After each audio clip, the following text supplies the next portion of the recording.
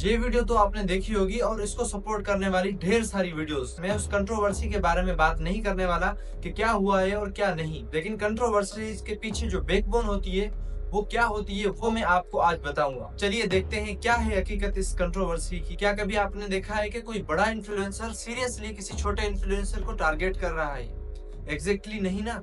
यही बात अगर आपको समझ में आ जाएगी तो आप जितनी कंट्रोवर्सीज ये इंटरनेट पर चल रही है, फजूल की कंट्रोवर्सीज, उनका नाम सुनने से ही उनकी हकीकत आपके सामने आ जाएगी। अब एग्जैक्टली इस कंट्रोवर्सी के पीछे क्या बात है और इसमें जो स्कैम की बात चल रही है उसका क्या रोल है, देखते हैं आज।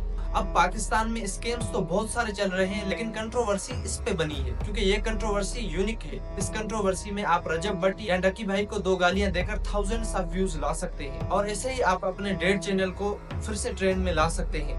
फर्स्ट रीजन तो ये हो गया।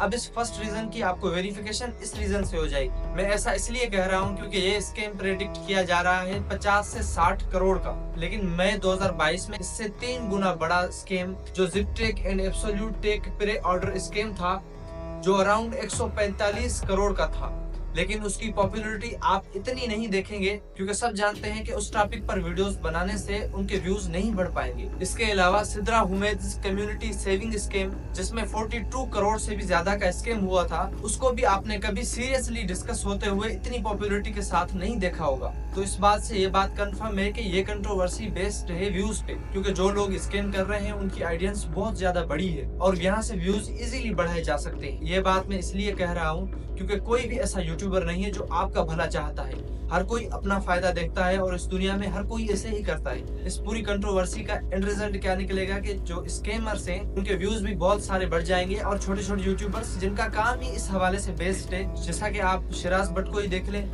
वो अपने आप को कहलाते तो जर्नलिस्ट है, लेकिन उनका तकरीबन काम जो है वो इस हवाले से बेस्ड है, फैमिली व्लॉगर्स के हवाले से।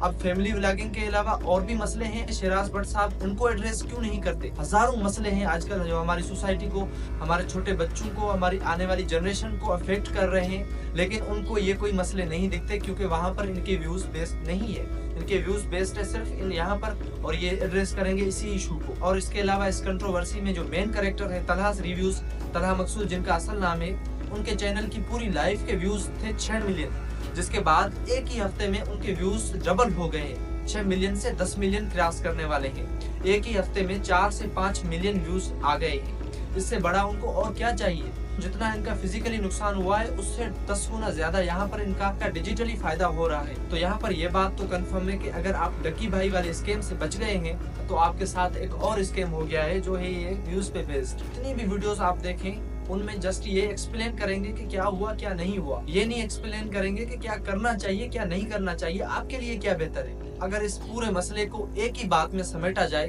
तो वो ये बनता है कि मसला सारा रोटी था। अगर एग्जैक्टली आप इन 22 चीजों से बचकर YouTube पर कुछ अच्छा देखना चाहते हैं तो मैं आपको ये वीडियो रिकमेंड करूंगा। इसमें मैंने वो मसले बताए हैं जिनकी वजह से रिसेंटली 10 मिलियन लोग पाकिस्तान छोड़ चुके हैं, और क्यों छोड़ के गए हैं वो सब कुछ मैंने इस वीडियो में बताया है। इसके अलावा इस वीडियो में आप देखेंगे कि नेतन्याहू का एजेंडा सीज फायर की शक्ल में कैसे है। इस बात पे तो एक सब्सक्राइब बनता है। तो फिलहाल के लिए सब्सक्राइब कीजिए।